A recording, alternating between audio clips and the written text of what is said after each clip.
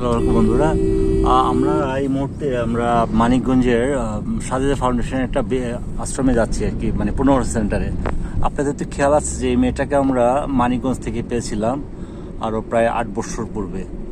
তো এর মাঝে আমাদের কাছে ছিল দীর্ঘদিন, এবং কিছুদিন আগে আমরা তাকে সাজেদা ফাউন্ডেশনের একটা আছে কি বলে পুনর্বাসন সেন্টার, এখানে রেখেছিলাম।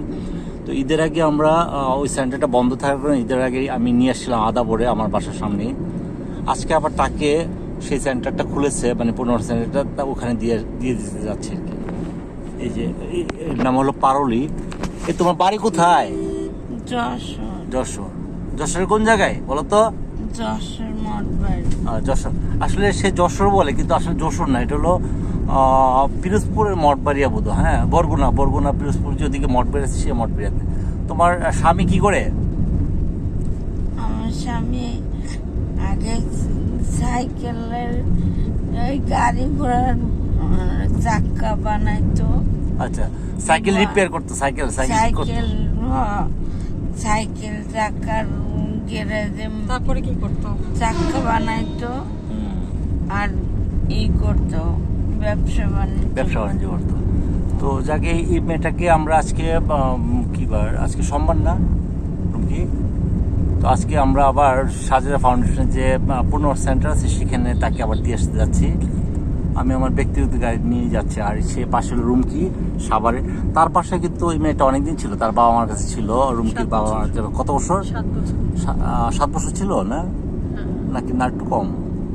7 বছর। আমার কাছে 1 বছরের প্লাস আর কি। হ্যাঁ, তোমার কাছে তো সব মিলে প্রায় 8 বছরের কাছাকাছি হয়ে গেছে এই মেয়েটা যে আমরা পেয়েছি, কিন্তু আমরা বেশি হয়ে গেছে।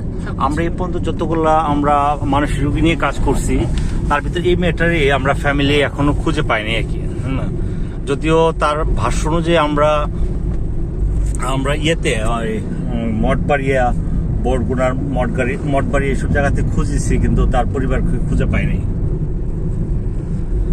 তো যাই হোক, মেয়েটা যেহেতু আমরা রাস্তা থেকে নিয়ে আসছিলাম, তাকে এখন আমাদের দেখাশোনা করতে হচ্ছে, বা আমাদের শত ব্যস্ততার মাঝে, কষ্টের মাঝে আমাদেরকে মেয়েটাকে একটা পুনর্বাসন সেন্টার দিয়ে সেখান থেকে নিয়ে আসছিলাম ঈদের আগে ছুটিতে। আবার আজকে দিয়ে আসতে যাচ্ছি। আজকে আমার অফিস যেহেতু জুন ক্লোজিং, কিছুটা আগে অফিস থেকে বেরোয় আমি আমার গাড়ি নিয়ে, এবং সাথে রুমকি সাভার থেকে নিয়ে নিচ্ছি আমরা। নিয়ে এখন মেয়েটাকে নিয়ে আমরা সাজেদা ফাউন্ডেশনের যে ইয়াটা আছে পুনর্বাসন সেন্টার সেখানে দিয়ে আসবো। তো সবাই ভালো থাকবেন, সুস্থ থাকবেন, আল্লাহ হাফেজ। যে অফিসটা এখানেই, অফিসটা আমরা এদিকে যাও, এদিকে চলে আসো। ওর ব্যাগটা দিয়ে দেবো।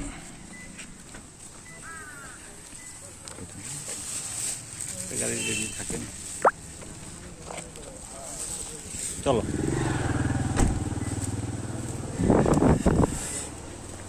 তোমার ব্যাগটা তুমি ধরো।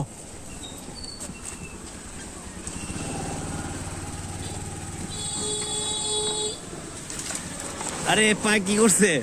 পার কাপড় নামাও। হ্যাঁ,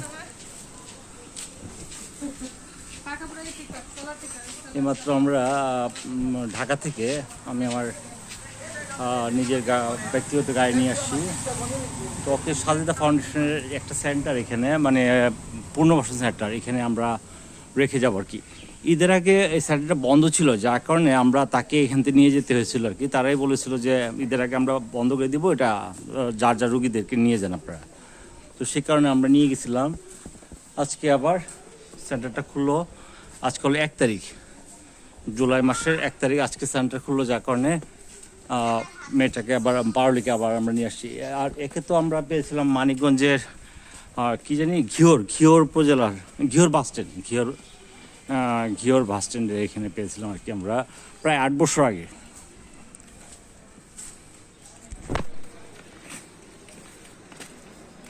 আচ্ছা, তুমি কি ধরো, আমি একটু শেষ করে দিতে। তো আজকে তুমি চলে যাচ্ছ, কেমন লাগছে তোমার? ভালো লাগছে। ভালো লাগতেছে। আচ্ছা, আমার ভালো লাগতেছে। ও ছিল আরো ঈদের আগে কত এখানে মাসখানেক ছিল না? 1 মাস ছিল। তার আগে সে ইয়েতে কি বলে হবিগঞ্জে তাদের একটা সেন্টার ছিল সাজেদা ফাউন্ডেশন, ওখানে ছিল 4-5 মাস।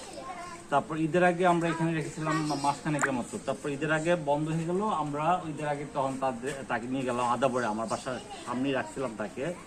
আজকে আবার তাকে দিতে আসছে আর কি, আমার সাথে আসছে রুমকি। তো আমি আবার একটু ইয়ারে দেখাই, রুমকিও তো দেখলেনি। আর এই যে রুমকি, আর এ হলো পাওলি। তো যাও তুমি যেখানে ছিলা, হ্যাঁ এখানে যাও, ওইখানে তো আরো মেয়েরা আছে। আচ্ছা এখানে আরেকটা মেয়ে আছে আমাদের, নাম জানি কি ও এইটাতে না, ওদের আরেকটা এটা, বাসা আছে, তাই না? ওখানে আছে। ও এখানে খোঁজ দিছে। আচ্ছা, তো এটাতে ছেলের অ্যালাউ না, আমি তোর ভিতরে ঢুকবো না। এটাই সাজেদা ফাউন্ডেশনের একটা ভাড়া করা একটা বাড়ি। এখানে দাদা যারা ভার্নারেবল যেসব মহিলারা আছে, ভার্নারেবল বলতে রাস্তায় পড়ে থাকা এবং ঠিকানাবিহীন ওই সব রুগীগুলাকে এখানে তাদের একটা প্রজেক্ট আন্ডারে রাখি আর কি। তো সবাই ভালো থাকবেন, সুস্থ থাকবেন, মেয়েটার জন্য দোয়া করবেন। আল্লাহ হাফেজ।